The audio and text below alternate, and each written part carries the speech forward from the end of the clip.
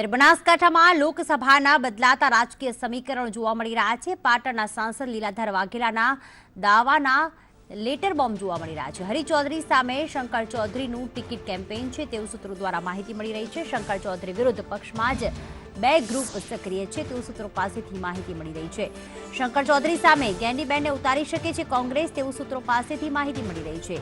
કેશાજી ઠાકોર પણ શંકર ચૌધરી સામે મેદાને ઉતરી શકે છે। બનાસકાંઠાના રાજકારણમાં ગરમાવો ત્યારે આવી રહ્યો છે જ્યારે અલગ અલગ જે દાવેદારો છે ટિકિટની માંગ કરી રહ્યા છે ત્યારે શંકર ચૌધરીને ઉતારી શકે છે ભાજપ। તેની વચ્ચે જ એક શક્યતા એવી પણ છે કે કોંગ્રેસ તેમની સામે ગેનીબેનને ઉતારી શકે છે। સાથે કેશાજી ઠાકોર પણ શંકર ચૌધરી સામે મેદાને આવી શકે છે તો સૂત્રો પાસેથી માહિતી મળી રહી છે। સાથે જો વાત કરીએ કે પાટણના સાંસદ લીલાધર વાઘેલાના દાવાના જે લેટર બોમ્બ હાલમાં જોવા મળી રહ્યા છે। તેમણે દાવો કર્યો છે કારણ કે પાટણના જે સાંસદ છે તેમણે બનાસકાંઠાની ટિકિટની પણ માંગ કરી છે। તે પોતાની સીટ બદલવા માંગે છે અને ક્યાંક કેટલાક જે કાર્યકર્તાઓ એવી પણ માંગ કરી રહ્યા છે કે હાલના જે ચાલુ જે સાંસદ છે તેમને જ ફરી એક વખત રિપીટ કરવામાં આવે, પરંતુ શંકર ચૌધરીની પણ ક્યાંક દાવેદારી જે છે તે નકારી ન શકાય કારણ કે ભાજપના એક વરિષ્ઠ નેતા ગણવામાં આવે છે અને સાથે સાથે કેટલાક કાર્યકર્તાઓ દ્વારા માંગ પણ કરવામાં આવી રહ્યા છે, પરંતુ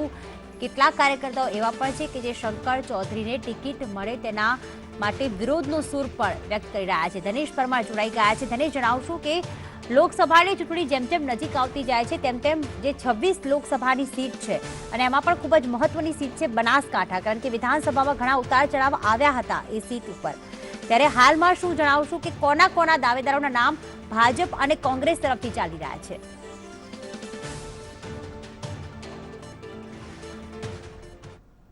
આવે છે મુખ્ય નામમાં સિટિંગ એમપી હરિભાઈ ચૌધરી, તે બાદ પરથીજી ભટોલ છે, પૂર્વ દૂધ બનાસના ચેરમેન છે શંકરભાઈ ચૌધરી છે, સત્યકાંતભાઈ પંડ્યા છે, ઇસ્કોન ગ્રુપના પ્રવીણ કોટક છે અને અન્ય પણ કેટલાક ભારતીય જનતા પાર્ટીના જે ઉમેદવારો છે તેમાં નામ છે।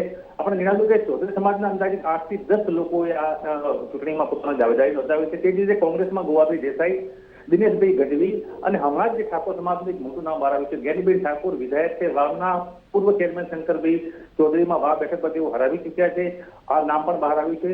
બદલાતા જે રાજકીય સમીકરણો છે ક્યાંક ને ક્યાંક જો શંકરભાઈ ચૌધરીને ટિકિટ મળે તો સામે કોંગ્રેસે તખ્તો તૈયાર રાખ્યો છે। ગેનીબેન તેમની સામે હરીફ ઉમેદવાર તરીકે આવી શકે છે। ઠાકોર સમાજને એક મંચ પર લાવવા કેટલાક રાજકીય સત્તા પણ તૈયાર કરવામાં આવે છે। મુખ્ય મુદ્દાઓ પણ છે કે બનાસડેરીમાં ઠાકોર સમાજનું અત્યાર સુધી કેમ પ્રભુત્વ નથી રહ્યું, આ તમામ મુદ્દાઓ સાથે સૂત્રોનું માનીએ તો ગેનીબેન એક મોટો માનનાર છે જો ટિકિટ શંકરભાઈ ચૌધરી સામે તેમને મળશે તો। અને આ રીતે હરિભાઈ ચૌધરીનું ક્યાંક ને ક્યાંક જો પત્તું કપાય સિટિંગ એમપીનું તો પરથીભાઈ ભટોલને પણ ટિકિટ મળી શકે છે। બનાસ જે ડેરીના પૂર્વ તેઓ ચેરમેન રહી ચૂક્યા છે। આ તમામ બદલાતા રાજકીય સમીકરણો વચ્ચે હાલ જાતિવાદી સમીકરણો જે મત મોટું જે કેમ્પેન થઈ રહ્યું છે બંને પક્ષો તરફથી, ત્યારે કોણ ઉમેદવાર બનશે તેની સામે કોંગ્રેસનો રણનીતિ પણ ઘડાય છે। જો શંકર ચૌધરી હોત તેની સામે ગેનીબેન ચૌધરી પણ આવી શકે છે। આ તમામ રણનીતિઓ હાલ બનાસકાંઠામાં રાજકીય ચોક્કસ ધનેશ, પરંતુ કોંગ્રેસ તરફથી જગદીશ ઠાકોરનું નામ પણ ચર્ચામાં હતું, ભલે તેમણે ના પાડી હોય, એ અંગે કોઈ ચર્ચા? ટૂંકમાં શું કહેશો?